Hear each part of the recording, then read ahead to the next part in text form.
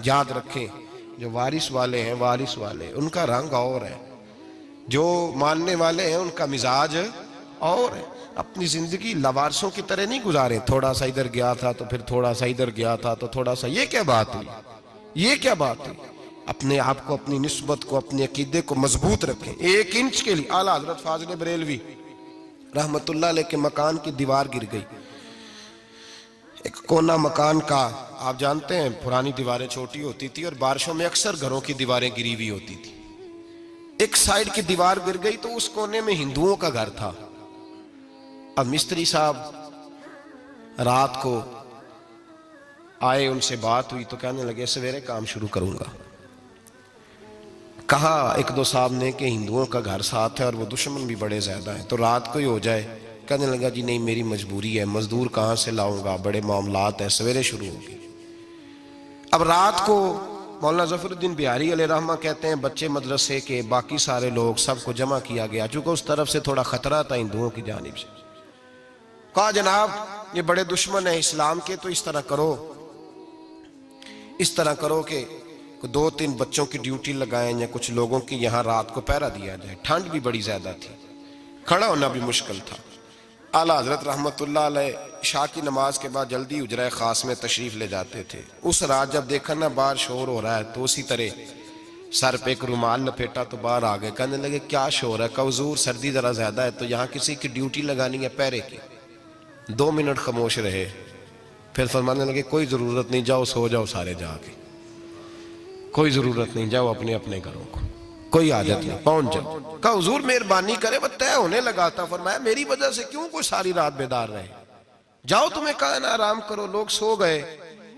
صبح فجر کی نماز پڑھ کے اعلیٰ حضرت رحمت اللہ تعالیٰ علیہ جب سیڑھیاں اتر رہے تھے رضا مسجد کی، تو وہ جس ہندو کی جانب سے زیادہ خطرہ تھا وہ سیڑھیوں پہ بیٹھا تھا، مسجد کی سیڑھیوں پہ۔ سب لوگوں کی توجہ ہو گئی، کہنے لگا مولانا میں کلمہ پڑھنے آیا ہوں، مجھے کلمہ پڑھا کے مسلمان کر دیں، میں کلمہ پڑھنے آیا ہوں، مسلمان کریں۔ لوگوں کی توجہ، اعلیٰ فرمانے لگے نہیں ابھی تو انتظار کر، تھوڑی دیر کے اچھی طرح سوچ لے، جذباتی فیصلہ نہ کر کہ تو آ رہا ہے۔ یہ کہہ کے جب 2 سیڑھیاں نیچے اترے اس کے پاس سے تو اس نے پیر تھام لیے، کہنے لگا اب ایسے تو نہ کرو، رونے لگا۔ اعلیٰ حضرت رحمت اللہ نے کلمہ پڑھایا، کچھ باتوں کی نصیحت فرمائی، تشریف لے گئے۔ گھیرنے والے گھیر کے بیٹھ گئے، کہنے لگے ہمیں بھی بتا بدلا کیسے ہے۔ کہنے لگا دیوار گر گئی، آدھی رات کے وقت، آدھی رات تک انتظار کرتا رہا، پہرے دار کوئی نہیں، تو 2 تلواریں لے کر جب میں ان کے مکان کی جانب بڑھا، میں نے کہا آج گردن کاٹوں گا اور کاٹ کر کے نکلوں گا۔ کہتا ہے جب میں قریب آیا تو 2 شیر کھڑے تھے، اوپر سے پلٹ کے آیا تو پھر کھڑے تھے، ادھر سے پلٹ کے آیا تو پھر کھڑے تھے۔